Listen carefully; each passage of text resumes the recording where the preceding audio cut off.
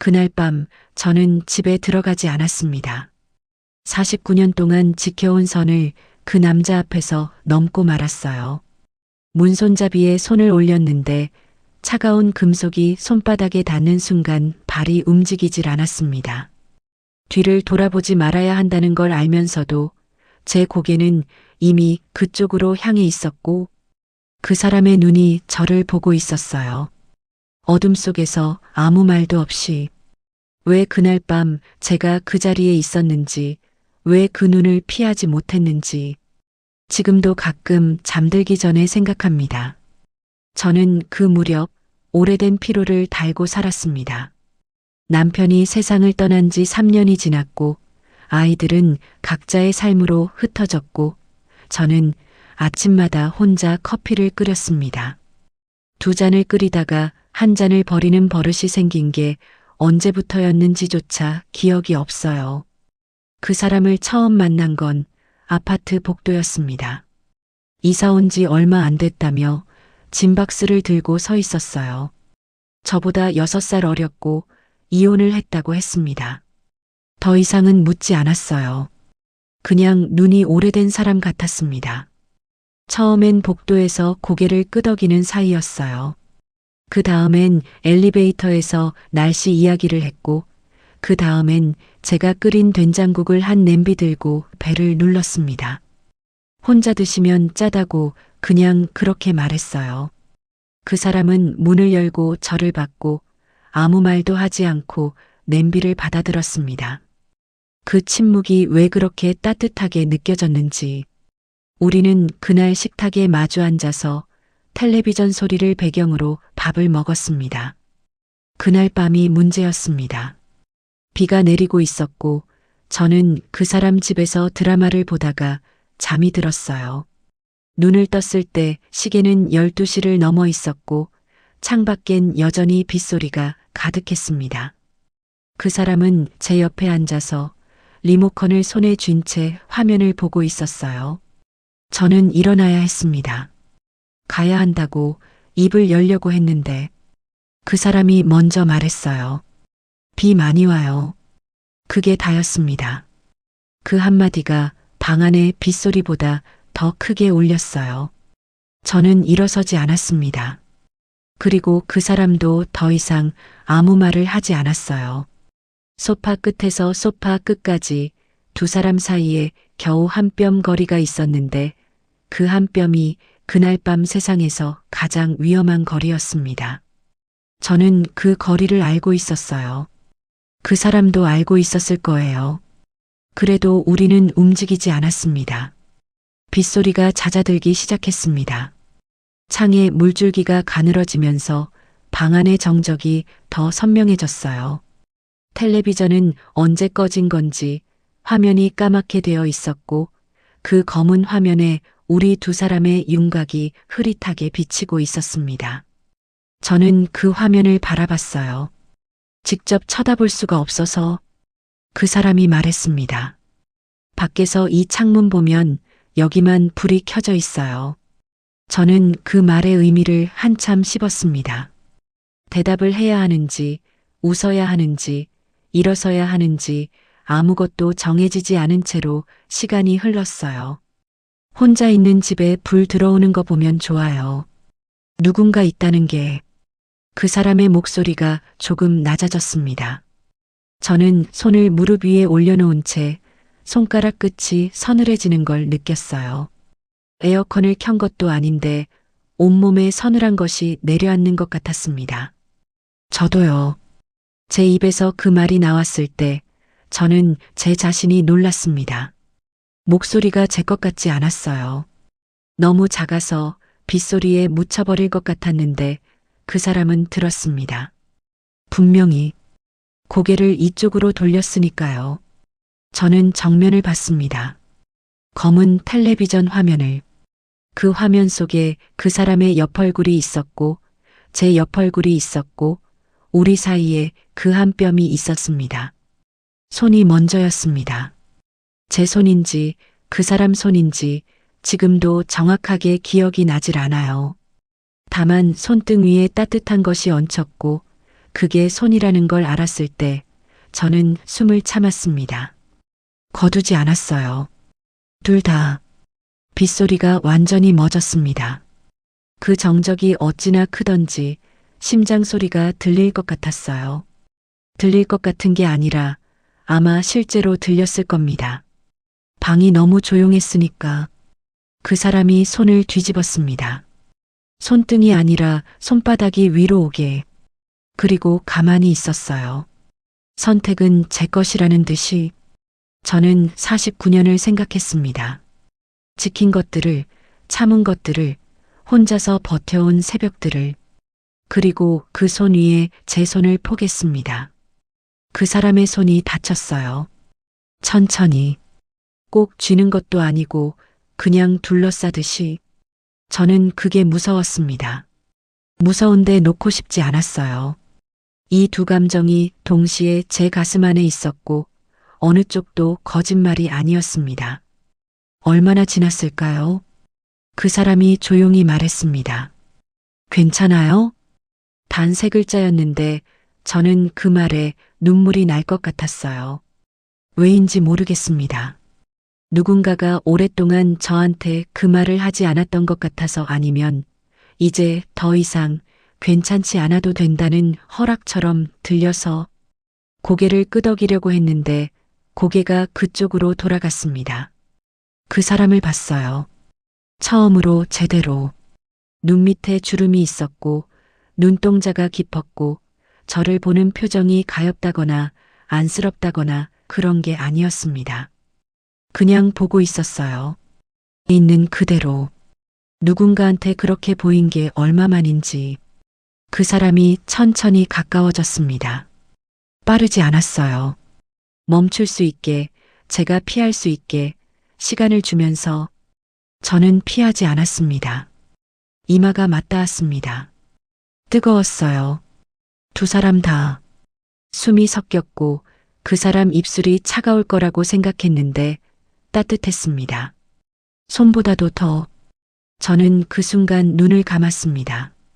오래 감은 것도 아니었어요. 눈을 감는 동안 제 머릿속엔 아무것도 없었습니다. 후회도 걱정도 내일도. 그냥 지금 이 방, 이 따뜻함, 이 빗소리가 멎은 새벽만이 있었어요. 그게 얼마나 오랫동안 그리웠던 건지 그 순간에야 알았습니다.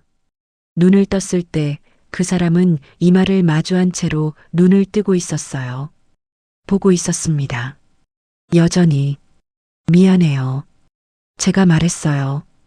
그 사람이 고개를 저었습니다. 저도요.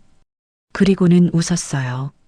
쓸쓸한 것도 아니고 기쁜 것도 아닌 그냥 오래된 것 같은 웃음이었습니다. 우리는 그렇게 있었어요.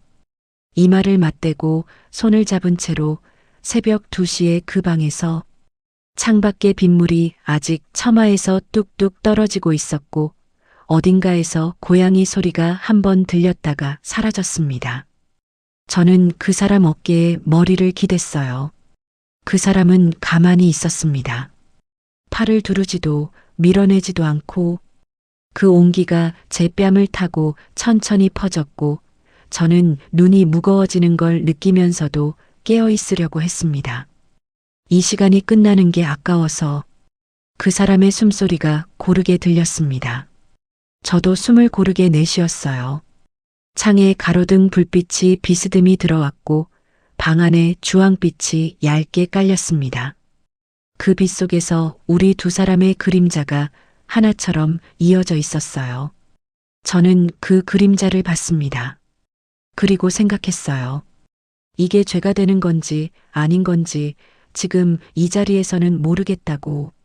다만 오늘 밤만큼은 죄라는 말을 꺼내고 싶지 않았습니다.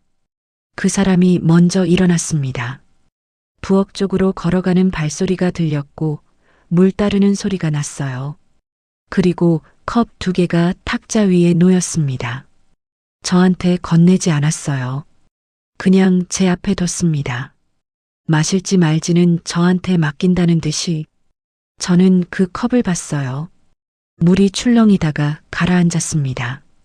저도 그렇게 가라앉으려고 했는데 그 사람이 다시 앉으면서 소파가 조금 기울었고 그 기울기만큼 제 몸도 기울었어요. 닿지는 않았습니다.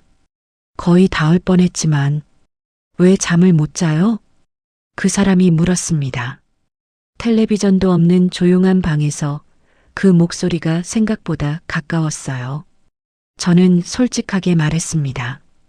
오래됐어요. 그 사람이 고개를 끄덕였습니다. 더 묻지 않았어요.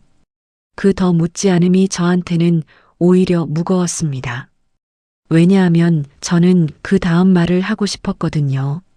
처음으로 혼자 있는 밤이 너무 길어서요. 입 밖으로 나오자마자 제 귀가 먼저 들었습니다. 제가 한 말인데 낯설었어요. 3년 동안 한 번도 그렇게 말한 적이 없었거든요. 아이들한테도 친구들한테도 괜찮다고만 했습니다. 밥도 잘 먹고 잘 지낸다고. 그 사람이 저를 봤습니다. 이번엔 제가 먼저 눈을 피하지 않았어요.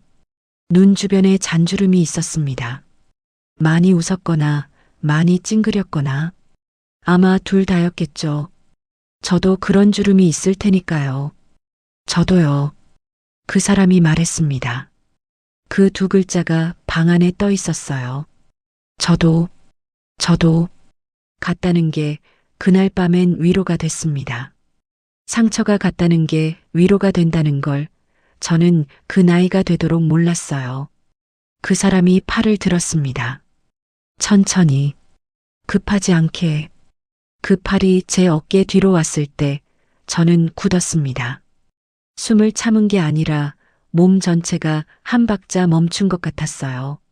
심장만 빼고 어깨에 무게가 실렸습니다. 가볍지 않았어요. 가볍지 않은데 무겁지도 않았습니다. 그냥 있었어요.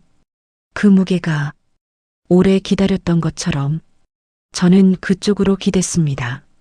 한 번에 기댄 게 아니에요. 처음엔 1cm, 그 다음엔 조금 더 몸이 허락하는 만큼씩 천천히 기울었어요. 그러다가 결국 그 사람 팔 안에 어깨가 완전히 들어가는 순간이 왔고 저는 그 순간 눈을 감았습니다. 냄새가 났습니다. 샴푸 냄새인지 뭔지 모르겠는데 낯선데 낯설지 않은 냄새였어요. 오래 비워뒀던 방에 처음 환기를 시킬 때 나는 냄새 같기도 했습니다. 무거워요? 제가 물었어요. 기대고 있으니까. 아니요. 대답이 빨랐습니다. 저는 피식 웃었습니다. 웃으려고 한 게 아닌데 나왔어요. 그 사람도 웃었어요. 가슴이 작게 흔들리는 게 느껴졌습니다. 기대고 있어서 그 진동이 제 어깨를 타고 올라왔고 저는 그게 이상하게 좋았어요. 그 사람이 살아있다는 게 몸으로 느껴지는 것 같아서 한참을 그렇게 있었습니다. 빗소리 외에는 아무것도 없는 시간이었어요. 그 사람 손이 제 어깨를 한번 쓸었습니다. 위에서 아래로 아주 천천히. 달래는 것도 아니고 뭔가를 하려는 것도 아니고 그냥 거기 있다는 확인 같은. 저는 그 손길에 눈물이 차올랐어요. 흘리지는 않았습니다. 눈 안에서만. 어두운 방이어서 다행이었어요. 남편분이 많이 보고 싶겠다. 그 사람이 조용히 말했습니다. 저는 잠깐 생각했어요. 그리고 솔직하게 말했습니다. 지금 이 순간은 그 생각이 안 나요. 그 말이 나오는 순간 제 가슴이 쓸렸습니다. 죄책감인지 해방감인지 구분이 안 됐어요. 둘이 동시에 있었고 어느 쪽도 밀어낼 수가 없었습니다. 그 사람이 아무 말도 하지 않았어요. 그 침묵이 고마웠습니다. 위로하지 않아서, 괜찮다고 하지 않아서 제 손이 움직였습니다. 무릎 위에 있던 손이 그 사람 손등 위로 올라갔어요. 제가 의식해서 한 게 아니었습니다. 그냥 그 온기 쪽으로 갔어요. 따뜻한 데로 자꾸만 가고 싶은 것처럼. 그 사람 손이 뒤집혔습니다. 손바닥이 위로 제 손을 감쌌어요. 송금이 맞닿았습니다. 그 감촉이 어찌나 선명하던지 저는 그게 기억에 새겨지는 느낌이 들었어요.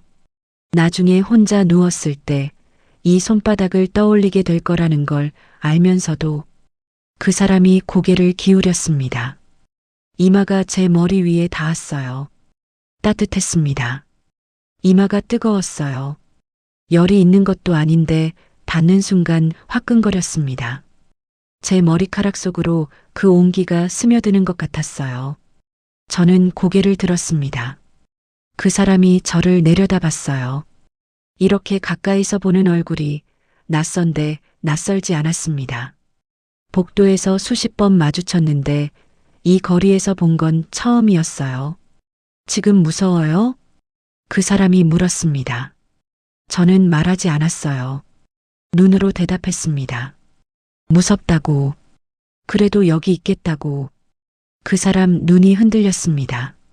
저는 그 흔들림을 봤어요. 이 사람도 무서운 거구나.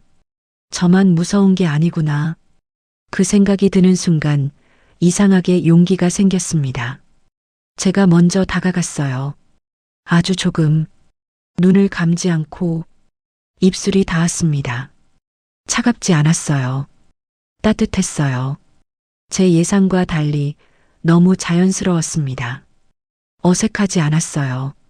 마치 이미 여러 번 있었던 일처럼 몸이 먼저 알고 있는 것처럼 짧은 순간이었습니다. 우리 둘 다 눈을 감지 않았어요. 떨어졌을 때 서로를 보고 있었습니다. 아무 말도 없이 방 안에 빗소리만 다시 돌아온 것 같았어요. 괜찮아요? 그 사람이 물었습니다.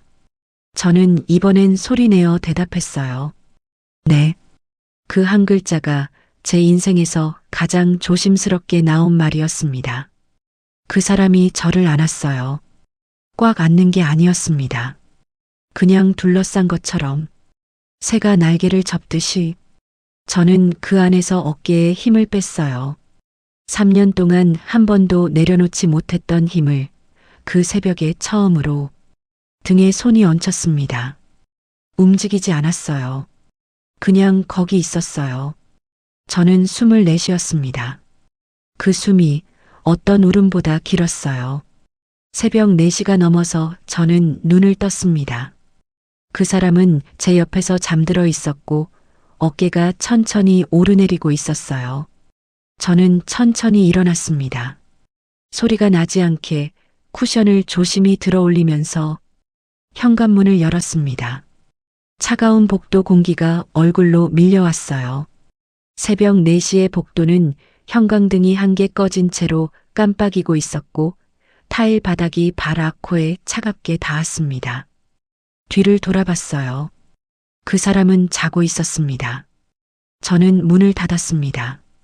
소리 없이 복도를 걸어서 제 집 앞에 섰습니다.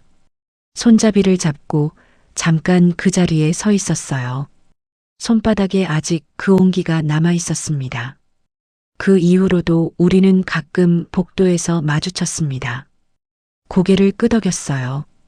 가끔은 날씨 이야기를 했고 가끔은 그냥 지나쳤습니다. 그날 밤에 대해서는 한 번도 꺼내지 않았어요. 그래도 됐습니다. 어떤 것들은 말이 되는 순간 달라지니까요. 저는 이제 커피를 한 잔만 끓입니다. 2잔을 끓이던 버릇이 언제 사라졌는지는 모르겠어요.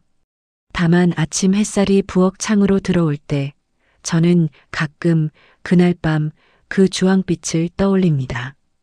손바닥에 얹혔던 온기를. 그리고 생각해요. 그날 밤 저는 선을 넘었을까요?